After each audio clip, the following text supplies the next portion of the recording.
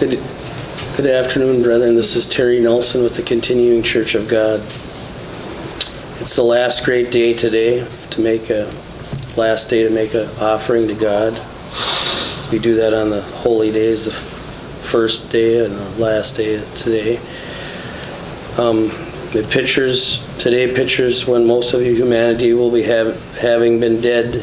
They'll be being resurrected again to have their eyes open to the truth. This is also the last day of the feast for us too. So we'll be having this is our last day. We're going to be having services. It's a holy day to be kept like the Sabbath, and have an offering today for God's work on earth today.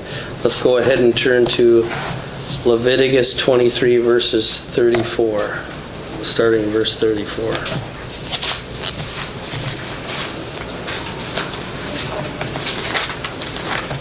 Leviticus 23, starting in verse 34.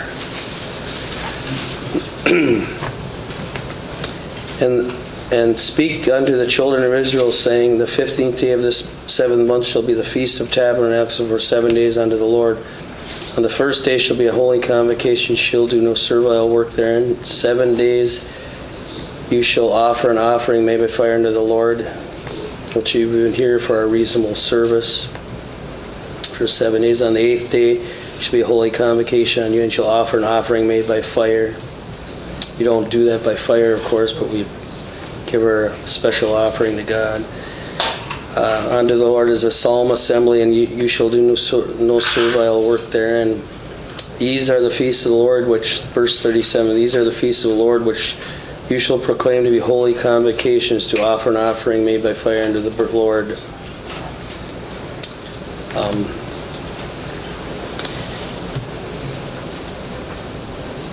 So let's go ahead now and turn to Malachi 3, starting in verse 8. Malachi 3, starting in verse 8.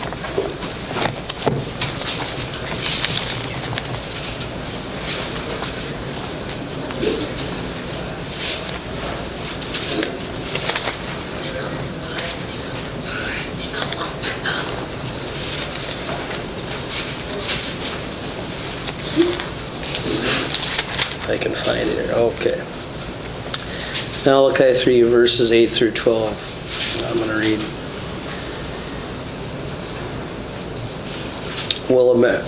I'm sure a lot of you have heard these ones before. Some might not have. Will a man rob God? Starting in verse 8. Yet ye have robbed me, but you say, wherein have we robbed thee? In tithes and offerings. Verse 9. You are cursed with a curse, for ye have robbed me, even this whole nation. Verse 10, bring you all the tithes into the storehouse, that there may be meat in mine house, and prove me now herewith, saith the Lord of hosts, if I will not open you up the windows of heaven and pour you out a blessing, there shall not be room enough to receive it.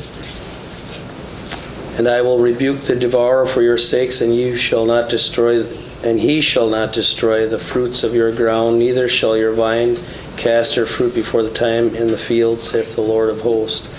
Verse 12, and all nations shall call you blessed, for you shall be a delightsome land, says the Lord of hosts.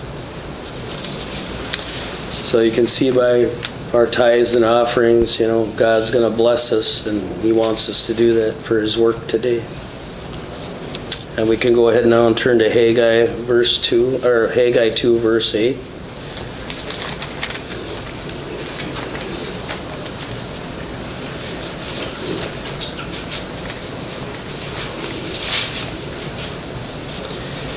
And I remember hearing this way back when I started listening to the World Tomorrow program with Mr. Armstrong. I was probably 15 when I first started tithing. It's Haggai 2, verse 8. The silver is mine and the gold is mine, says the Lord of hosts. So God owns everything, especially the silver and the gold, and basically all the wealth of the whole earth. So He's letting us do what we can do with that, and He just expects us to, help Him with His work. So it's a blessing that we can do that.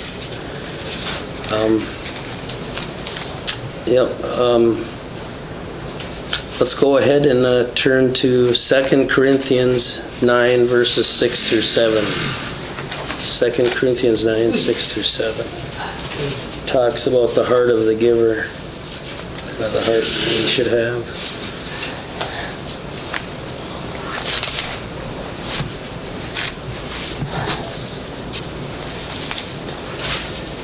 Starting 2 Corinthians 9, 6, it says, But this I say, he which soweth sparingly shall reap also sparingly, and he which soweth bountifully shall reap also bountifully. Verse 7, every man gives according to his purpose in his heart, so let him give, not grudgingly or of necessity, for God loveth a cheerful giver. So he knows our hearts, and if our heart is in the work, he'll know that. And he knows what we can give. Just keep that in mind when we're giving. And this is another thought I've had. We're in the continuing Church of God, which we are in. This is the Philadelphia remnant doing the final phase of the short work the Bible talks about. So when you consider that, we can also, let's go ahead and consider these verses too, keeping that in mind. Psalm 33, verse 4. Let's go ahead and go there. Psalm 33, verse 4.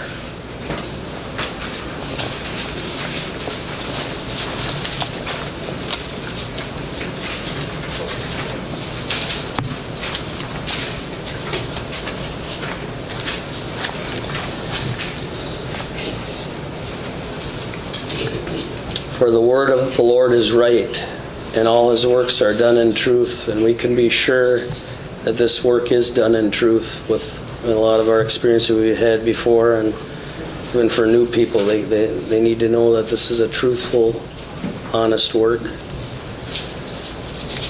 And we can now go ahead and turn to Jeremiah 48, verse 10. Jeremiah 48, verse 10.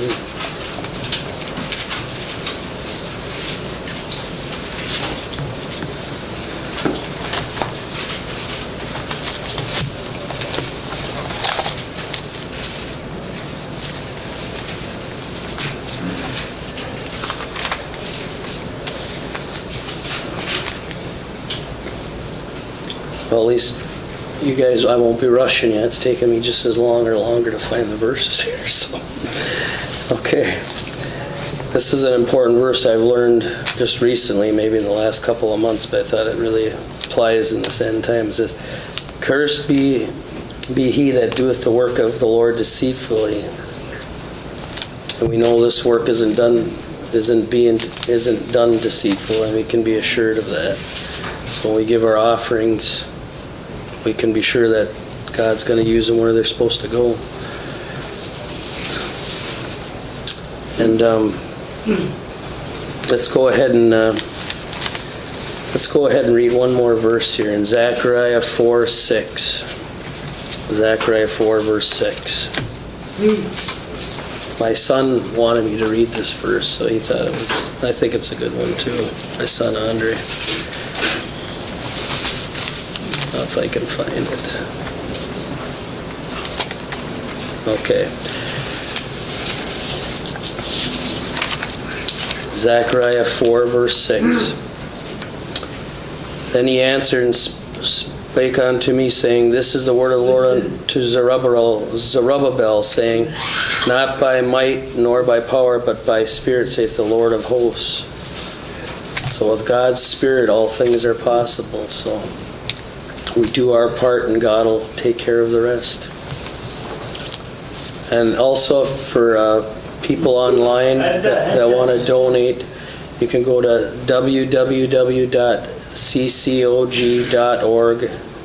and hit the donations, and it'll say PayPal there. So if you want to do your tithes and offerings online, that would be a good way to do it. This is Terry Nelson with the Continuing Church of God.